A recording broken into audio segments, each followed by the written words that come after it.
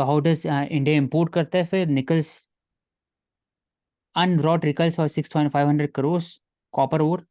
Copper सबसे ज़्यादा import कहाँ से करता है, तो चिली है, वहाँ से इंपोर्ट करता है। India is 100% reliant on import for its lithium and निकल डिमांड। कॉपर के 93%। तो ये इंपॉर्टेंट की वर्ड है कि अगर लिथियम आयन में हमें बनना है सेल्फ रिलायंस, तो इंपोर्ट को कम करना पड़ेगा, इंपोर्ट पर डिपेंडेंट है हम लोग। तो रिसेंटली 30 मिनरल्स को क्रिटिकल किया गया और उसका बिडिंग स्टार्ट हुआ, तो रॉयल्टी रेट मिला और प्रोसेस ऑफ ऑक्शनिंग भी स्टार्ट हुआ। तो ऐसे किया जाए, अच्छा था क्रिटिकल मिनरल वाला।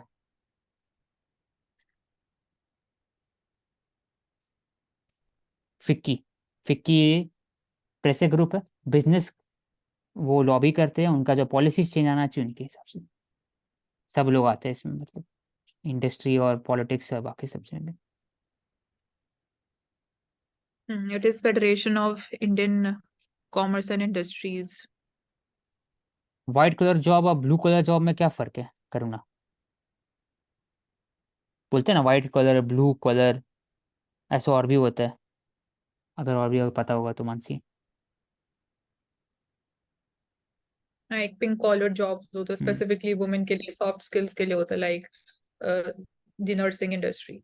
So white collar or blue collar jobs में white collar is basically salaried and they're little high skilled jobs. Blue collar jobs are daily wages जिसमें आपको मिलती है, like construction sector हो गया.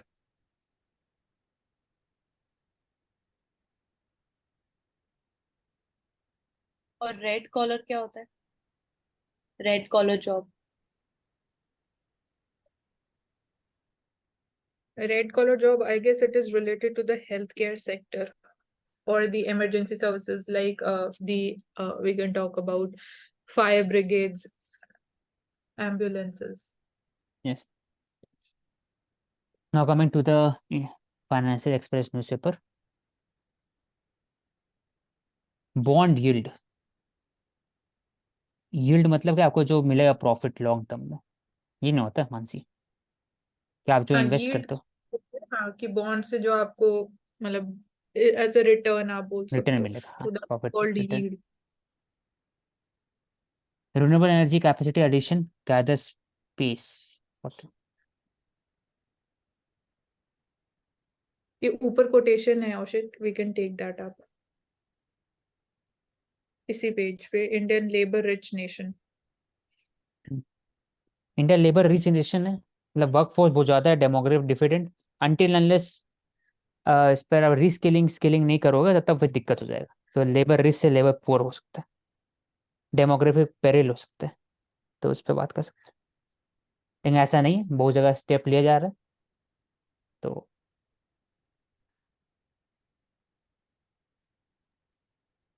बोलो मानसी। हाँ, यही है कि India is a labour rich nation, but again we are focusing upon skills, तो वो तभी हमारी जो डेमोग्राफी है एज अ डिविडेंड वो हमारे लिए तभी एक्ट करेगी. So that Yeah. is also one of the opportunities which India holds. जब हम बात करते हैं कि the world order is shifting more towards Southeast Asia and South Asia. Food inflation को कम करने के लिए वही बात हो रहा था कि sugar mill have asked to stop cane juice for ethanol production. आप उसको शुगर जो प्राइसेस है उसको कम करने के लिए किया है।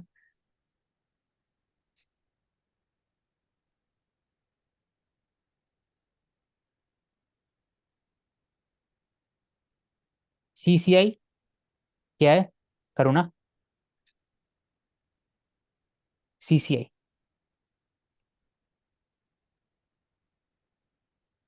Competition commission of India. हाँ तो स्टैट्यूटरी बॉडी है कि वो एग्जीक्यूटिव बॉडी है,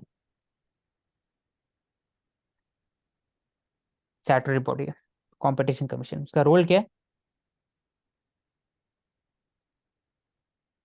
तो बेसिकली जो गूगल का केस हुआ था इसमें ये था कि जो गूगल सपोज मोबाइल फोन्स हैं या एंड्रॉयड मोबाइल फोन्स स्पेसिफिकली, तो गूगल अपने एप्स को पहले प्री इंस्टॉल करके देता है.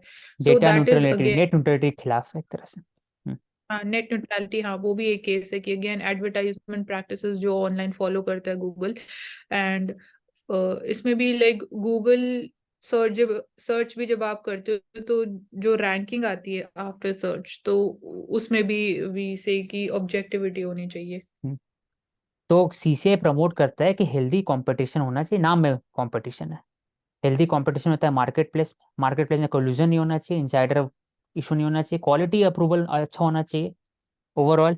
और आप एक compete करो सप्लाई एंड डिमांड में, तो सही compete करो। तो ये compete ठीक नहीं हुआ ना, गूगल ने गलत compete किया मार्केट में विथ रिस्पेक्ट टू अदर जो कंपनीज है, इसलिए उस पर लगा एंटी एक और ट्रस्ट लगा। फिर गूगल इंडिया फिर लगा था सीसीआई का, अमेजन के ऊपर भी लगा था सीसीआई का। फिर लगा था, और भी दो केसेस है बड़ा, ये अभी याद नहीं एक आता। और हाँ, एक और एग्जांपल है इसमें जीएसटी के केस में, एंटी प्रॉफिटेरिंग में, जो एंटी अगर जीएसटी प्रॉफिट। रेट हाँ चेंज हुआ या वो रिड्यूस हुआ, तो अकॉर्डिंगली शॉपकीपर्स को भी एडजस्ट, जो टैक्स रेट है वो प्रोडक्ट्स के ऊपर भी वो अकॉर्डिंगली रिड्यूस होना चाहिए। तो देखा गया था कि वो रिड्यूस नहीं किया गया था, सो एज टू अगेन आप प्रॉफिट ज्यादा कमाना चाहते हो।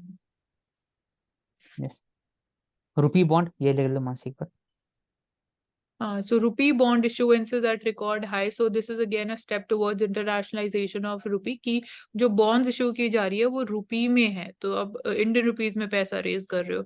So again their sizes is अगर increase हो रहा है, plus if they are being subscribed more in numbers, so again this is a sign of more acceptability towards Indian rupee. So corporate bond market जो India की है, again we say कि इतनी ज्यादा डेवलप नहीं है, so we are again talking about कि उसको और हम कैसे स्ट्रक्चर कर सकते हैं, and again we can have more subscribers for the bonds, and जो गवर्नमेंट का बोरोइंग लाइक प्रेशर रहता है एक, वो बॉन्ड्स इशू करके वो रिड्यूस हो सकता है।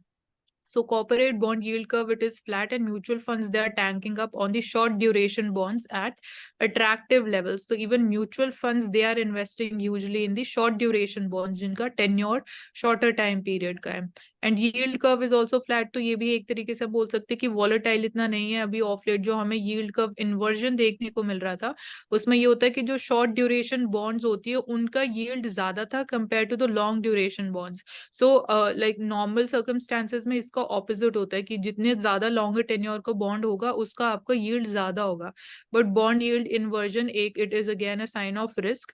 सो that was visible of late, and ये इसके अराउंड डेवलपमेंट्स हो रही हैं।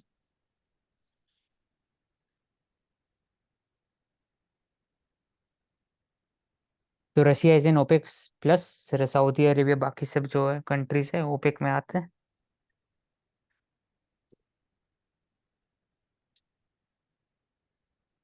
स्टारबक्स ये है क्या आखिरकार? हाँ, सो ये एक कॉफी ब्रांड है जो कि इंडिया में अगर हम बात करें तो टाटाज की, it is a coffee brand. So Starbucks incurs $11 billion worth of loss, so which is quite huge.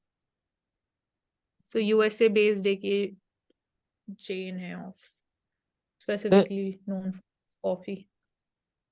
तो लार्जेस्ट जो रेवेन्यू आता है वो किससे आता है स्टारबक्स का बिजनेस मॉडल?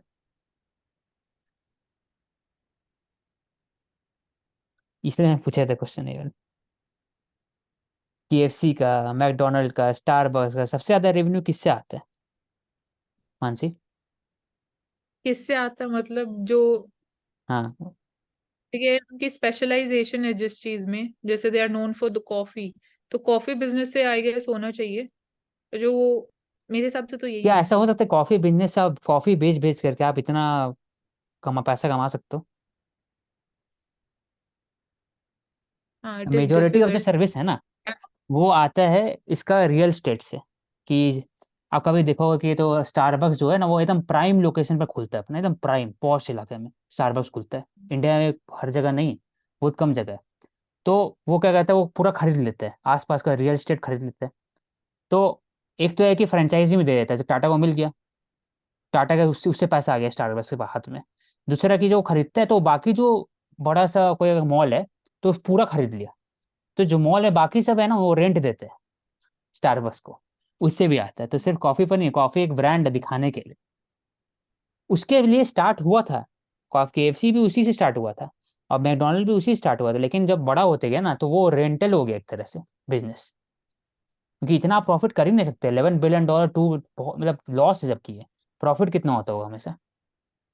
हाँ तो कौ लेकिन जो उन्होंने अगर रियल एस्टेट में इन्वेस्ट करा है तो वो पैसा भी कहाँ से आया, फिर वो देखने वाली बात होगी। धीरे धीरे शुरू में पैसा आते गया तो फिर आप उसको फ्रेंचाइजी में देते गए। फ्रेंचाइजीज का अपना फीस होता है एक और पर्टिकुलर फिर वो बोल 50 to 60%। सकते हैं उससे फिर धीरे धीरे नेटवर्क करके। को ट्रैक करो। हम्म।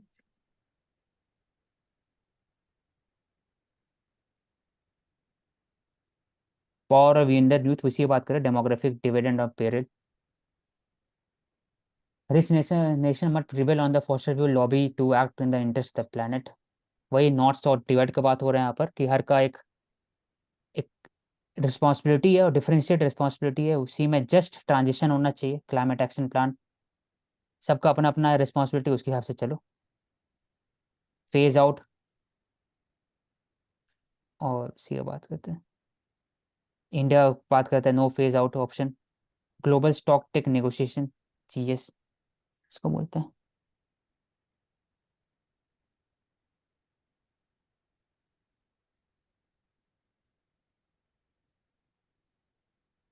क्लाइमेट चेंज से रिलेटेड कार्बन प्राइस क्या होता है?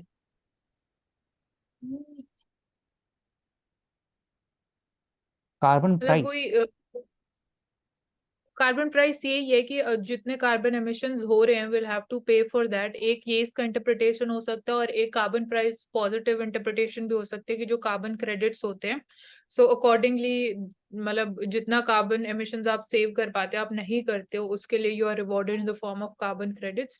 एंड जो सर्टिफिकेट्स भी होते हैं फिर आप उसके थ्रू अर्न कर सकते हो by trading in them.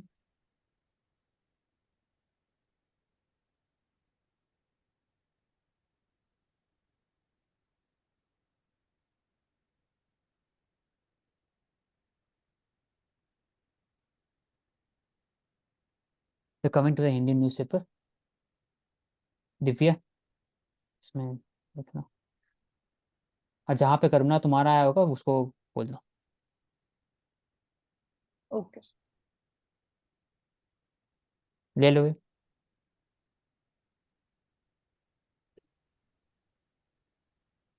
Divya. Jamnalal, मेरे को शो नहीं हो रहा हाईलाइट की वजह से। हाँ तो आपने हाईलाइट आप ऐसे मत किया करो ना, विजिबल ही नहीं है।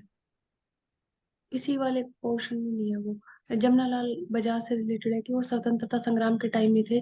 वो एक ऐसे व्यक्ति थे जिन्होंने ऑनररी मैजिस्ट्रेट और राय बहादुर की पदवी थी जो उसको छोड़ा था। वो गांधी जी के फॉलोवर थे। उन्होंने पर्दा प्रथा के लिए भी अपने घर में से स्टार्ट किया था। उसके अलावा लक्ष्मी नारायण मंदिर के दरवाजे इन्होंने पहली बार खोले थे दलितों के लिए, जब अस्पृश्यता आंदोलन की बात उठी थी कि दलितों को भी मंदिर में आने का अधिकार है। तो वानी शिरोमणि गांधी जी ने इन्हें नाम दिया था। महात्मा गांधी ने इन्हें अपना पांचवें पुत्र के रूप में अपनाया था। तो जमनालाल बजाज स्वतंत्रता संग्राम से कनेक्टेड है। ठीक है, ये भी स्वतंत्र से करें।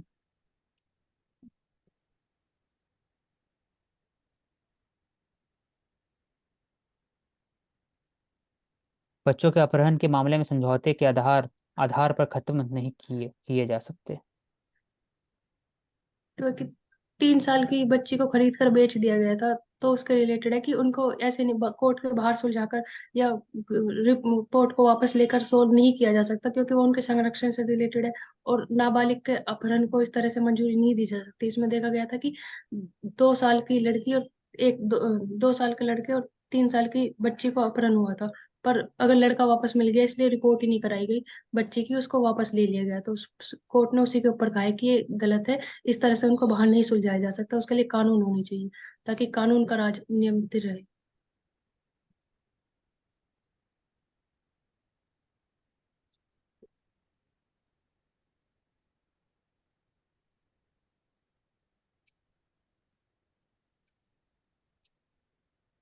ये क्या है?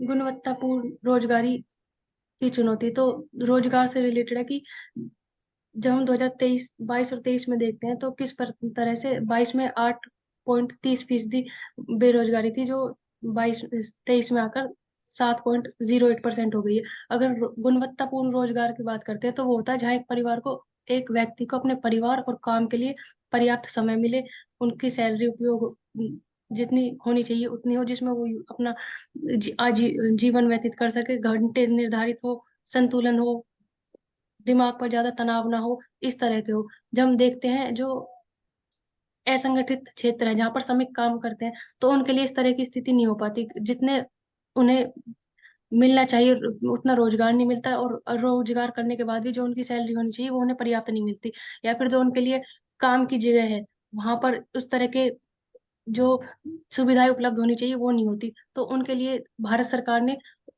मंत्रालय में असंगठित बाल श्रम व्यवस्था की है, जिसके अंदर उन्होंने 4 प्रकार की श्रेणियों में बांटा है, जैसे बाल श्रम व्यवसाय किस तरह से करते हैं, रोजगार की प्रवृत्ति क्या है, किस श्रेणी के अंदर आते हैं, और किस प्रकार की सेवाएं उन्हें प्राप्त की गई है। तो जिसमें किसानों को भूमि ही खेती मजदूर जो मजदूर करते हैं, पशुपालन है, या बीड़ी बनाने वाले हैं, श्रमिक हैं जो, उन सभी को इन सब के अंदर ऐड किया गया, ताकि उन्हें जो नॉर्मल चीजें हैं जो मिलनी चाहिए वो मिल सके। उसके रिगार्डिंग है कि किस तरह से इनको सही किया जा सकता है। हमने देखने के लिए मिला है कि ज्यादातर जैसे माचिस के कारखाने में हीरे तराशी में या कीमती पत्थरों की तराशी होती है, इनमें बच्चों को बाल श्रम और महिलाएं उनमें काम करती है, जो कि वहां से निकलने वाली धुआं या फिर और चीज होती है वो उनके लिए हानिकारक, तो उसके लिए प्रबंध किए जाने चाहिए। करुणा।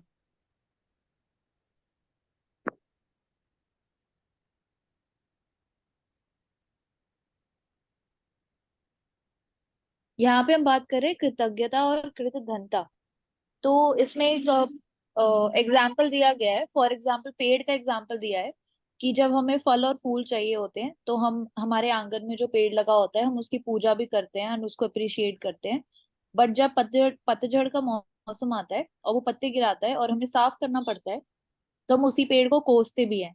तो कृतज्ञता की मतलब कि हमें रिस्पेक्ट करनी चाहिए और हर चीज की वैल्यू करनी चाहिए और कृतज्ञता नहीं आनी चाहिए, चाहे वो मतलब व्यक्तिगत मामले में हो, इन्वायरमेंट को लेके हो या फिर प्रोफेशनली हो।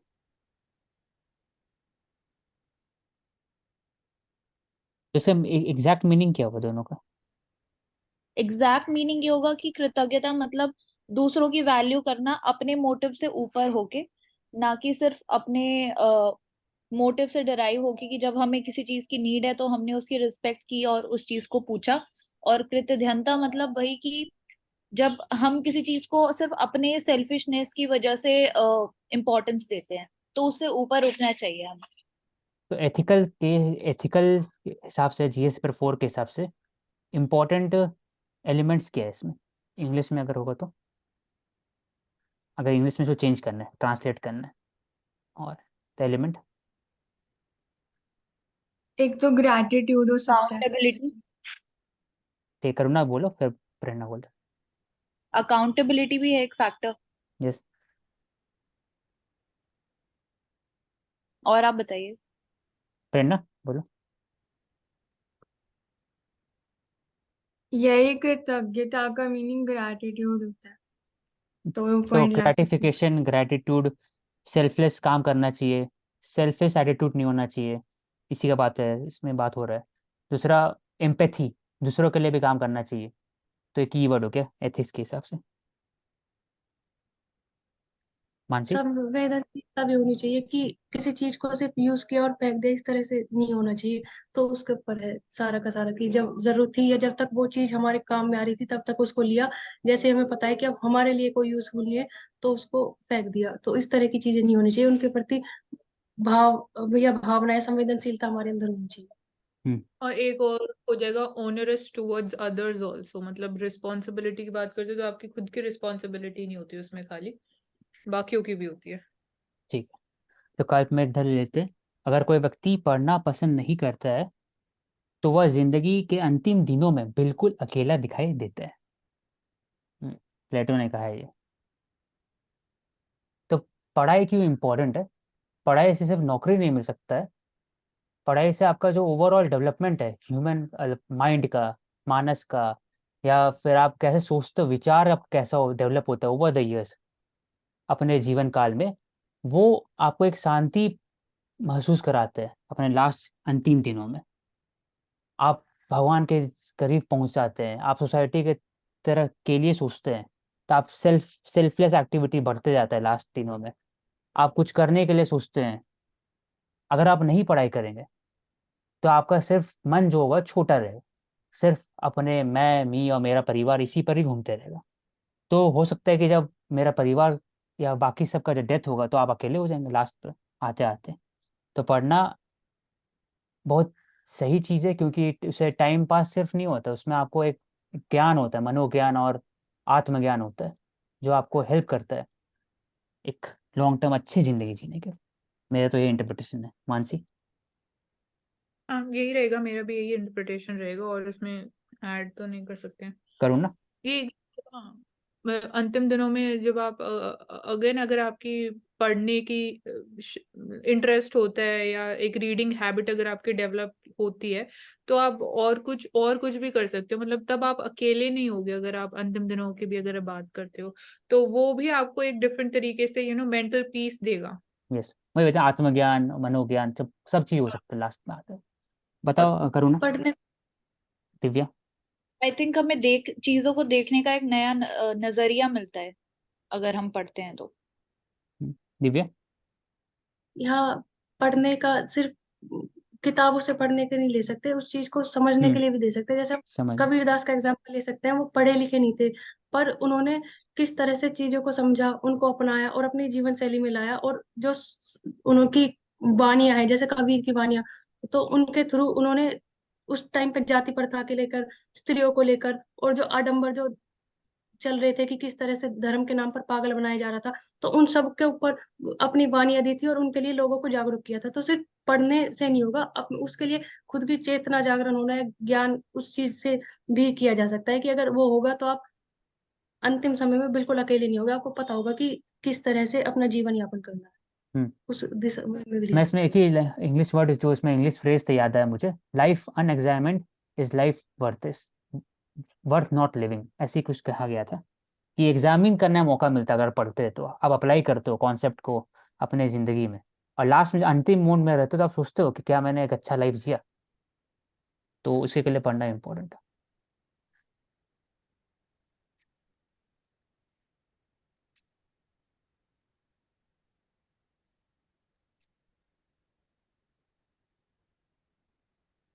ये ले चुके, आदरणीय मत कहो सांसद। देश के प्रमुख शहरों में कला झीलों के निर्माण की योजना क्या बताती है? बोलो। केंद्रीय संस्कृति मंत्रालय द्वारा बनाए जा रहे हैं, ताकि जो अलग अलग सिटीज में बनाए जाएंगे, जिनको जो कलाकार है वो उनको अपनी कला दिखाने का मौका मिल सके और उस चीज को आगे बढ़ाया जा सके। ताकि जैसे अलग अलग दुनिया के देशों में देखा जाता है कि सब जगह पर इस तरह के सांस्कृतिक कार्यक्रम किए जाते हैं, ताकि भारत में भी हो, उनकी संस्कृति विश्व लेवल पर शो करने का मौका मिले और उस चीज को बढ़ावा हो। अगर हम जीडीपी की बात करें तो 3.1% भागीदारी रहेगी और रोजगार भी इससे बढ़ेगा। तो उसके लिए यह कि पुरातत्व स्थलों को संस्कृति जगह के रूप में अपनाया जाएगा। जैसे दिल्ली में जो लाल किला है वहां पर बनाया जाएगा, कोलकाता में करेंसी बिल्डिंग में बनाया जाएगा, वाराणसी में जो घाट है उन पर बनाया जाएगा, और महाराष्ट्र में गेटवे ऑफ इंडिया को शामिल किया जाएगा, ताकि यहाँ पर वो अपनी कला का प्रदर्शन कर सके और जो ठीक। जो संस्कृति है हमारे भारत की, उसको आगे बढ़ाया जा सके। केशव नंदा भारतीय फैसलों 10 भारतीय भाषाओं में उपलब्ध कराएंगे। ये दिखाता है कि जुडिशली में डीकोलोनाइजेशन है, सिर्फ इंग्लिश में नहीं, हर एक भाषा में अगर उपलब्ध कराया जाएगा तो हर एक लोगों वर्ग के लोगों को समझ में आया कि क्या क्या क्या इंपॉर्टेंस था केशव नंदा भारती केस 1973 में जो हुआ था, और बेसिक स्ट्रक्चर क्या है। तो इसलिए एक तरह से बहुत इंपॉर्टेंट है।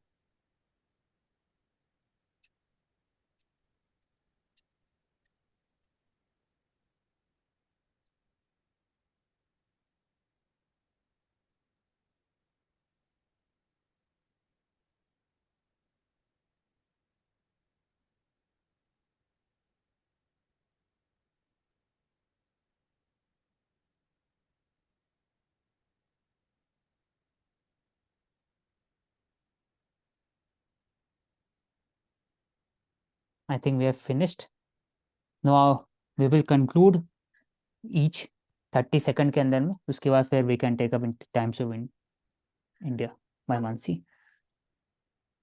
कि स्टार्टिंग में the first we discussed about किशनकर, उसमें बनी थंडिंग पेंटिंग और डिफरेंसेस क्या है, मिनिएचर पेंटिंग राजपूत पेंटिंग का और फिर मुगल पेंटिंग का।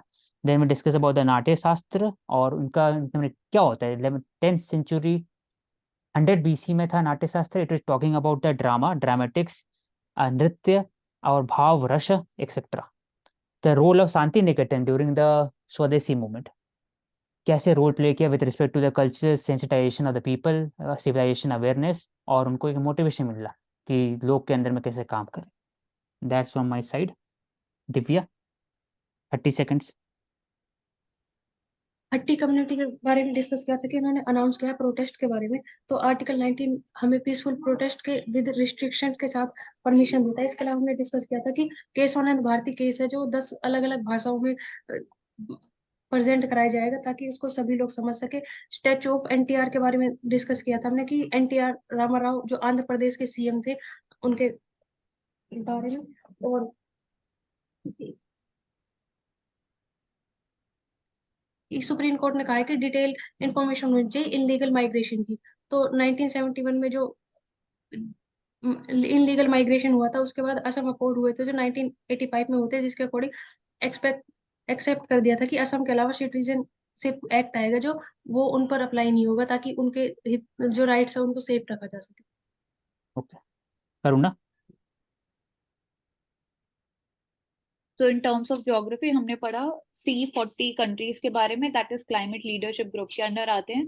देन अबाउट प्लास्टिक वेस्ट हमने पढ़ा the role of fisherman in management. उसके अलावा प्रोजेक्ट रीप्लान भी होता है, that is given by KVIC। Then extended producer responsibility भी है, एंड इंडिया प्लास्टिक पैक्ट भी है फॉर प्लास्टिक वेस्ट।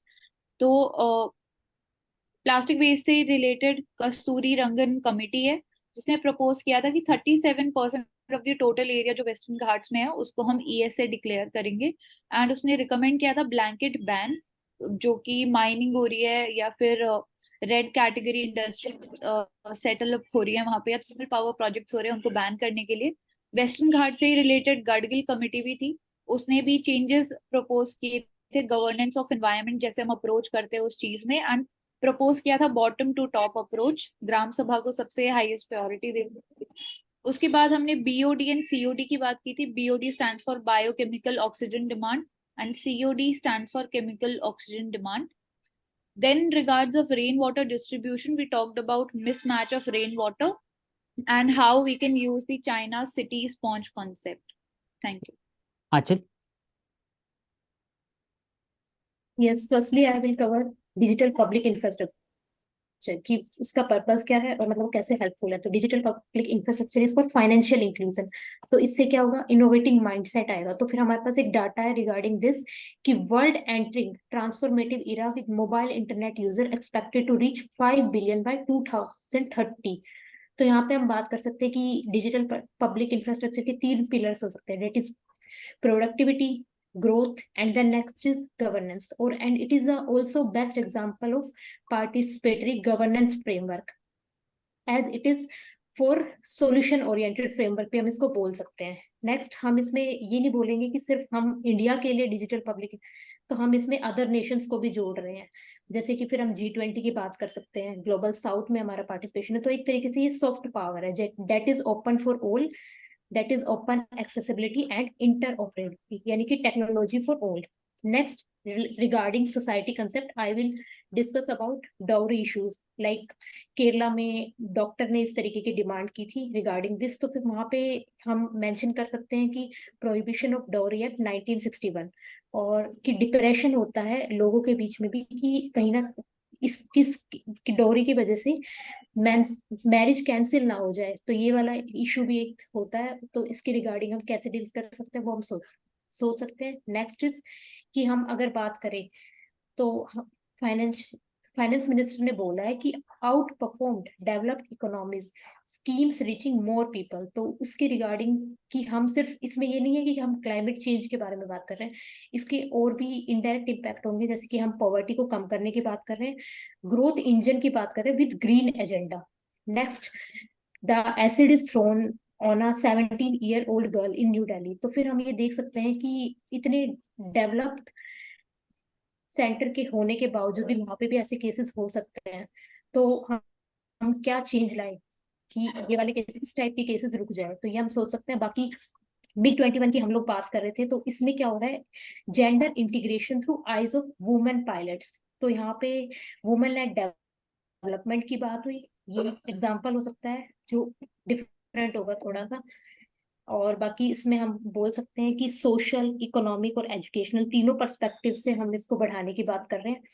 देन इसी से अगर रिलेट किया जाए तो नेक्स्ट एग्जांपल है कि हम पॉलिटिकल पार्टिसिपेशन की बात कर रहे हैं, that is electoral activism of women among local community and government की। तो यहाँ पे हमने कुछ स्कीम्स भी है, जैसे कि लाडली लक्ष्मी हो गया, कि जिसमें उन्हें 12,000 का एनुअल असिस्टेंस दिया जाता है। लाडली बहना स्कीम हो गई, mission Shakti of Orissa. Then next we have also discuss about गुणवत्तापूर्ण रोजगार, यानी कि एम्प्लॉयमेंट हमें कैसा चाहिए, जिसमें डिग्निफाइड एम्प्लॉयमेंट की हमें जरूरत है। तो that's all from my side, thank you. Okay, Mansi, you can complete Times of India, then conclude and end it. Okay, Ashik, you can give me the screen sharing rights. 9 minutes is there. Yeah. Okay, so in this article, basically we're talking about Zest Money जो है वो completely shut down हो चुका है, and ये जिस model के ऊपर बेस था वो इसके पीछे मेन रीजन है behind its failure, that was buy now pay later, जो एक वेस्टर्न कॉन्सेप्ट है।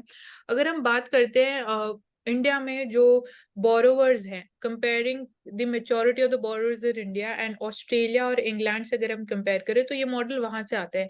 ये दो मेजर कंट्रीज हैं जो हम बोल सकते हैं कि largest global markets and buy now pay later, but वहाँ की जो मार्केट्स है they are more mature markets. More mature in the sense कि आप पहले खरीद लो, अगर आपके पास पैसा नहीं है, पर आप चीज पहले खरीद सकते हो और बाद में आप इन the form of EMIs you can pay it.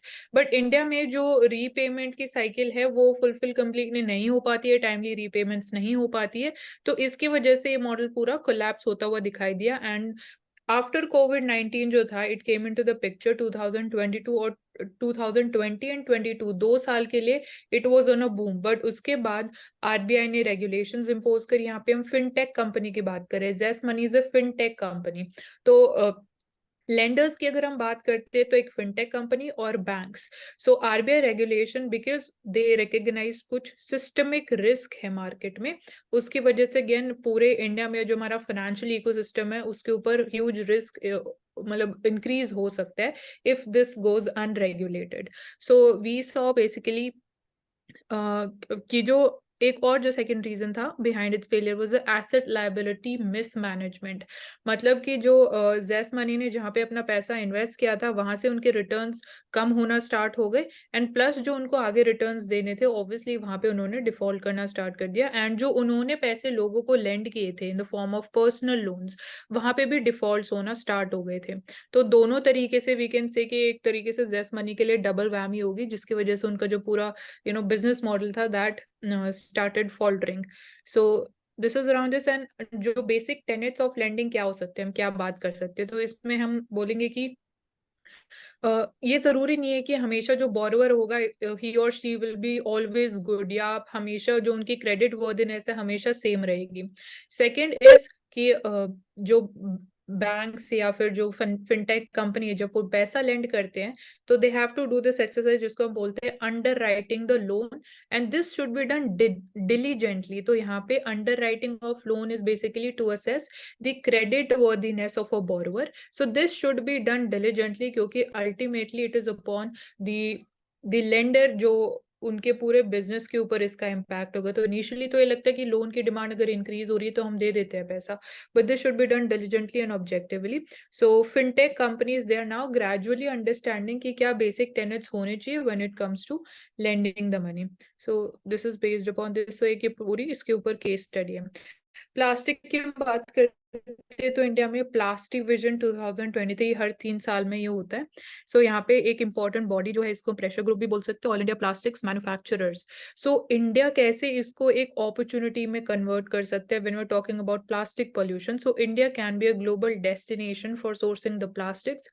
How we can transform the plastics industry into a positive transformation, क्योंकि वहां पे प्लास्टिक्स में हम बात करते हैं और कैसे एज अ बाय प्रोडक्ट कौन से एरियाज में और हमें काम आ सकता है, तो कंस्ट्रक्शन इंडस्ट्री में आ सकता है, मशीनरी बिल्डिंग में it can be an important raw material, components manufacturing में। सो इंडिया में अराउंड 1500 ऐसी प्लास्टिक कंपनीज हैं, and we can say कि we need to leverage the plastic manufacturing prowess that we have, and और बाकी जो sectors हैं, in that also we are seeing like automation, robots या recycled, finished and medical और healthcare products में plastic एक important role play कर सकते हैं. So it is at the same time a big opportunity for us. Then High Court ने ये बोला है center को कि आपको डिसाइड करना है कि डेंजरस डॉग्स के ऊपर बैन करना इम्पॉर्टेंट है या नहीं है. So it is not against कि आप डॉग्स को पेट नहीं रख सकते हो. It is about dangerous dogs जो फॉरेन ब्रीड्स है, लाइक पिटबुल्स हो गया, टेरर्स हो गया, अमेरिकन बुलडॉग्स होते हैं, रॉटवीलर्स होते हैं.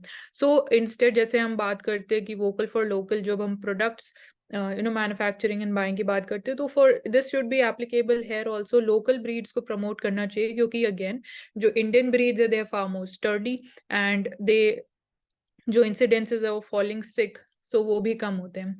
Plus again we have seen कि जो ये फॉरेन ब्रीड्स हैं they have even attacked the owners also.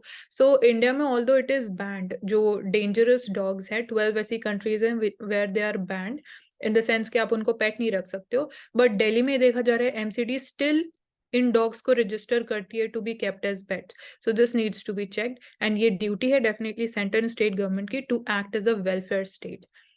So this can be taken up. And obesity की बात करते हैं तो स्लीप एपनिया एक डिजीज है जिसमें बेसिकली ओबेसिटी की वजह से दिस डिजीज इंक्रीजेस.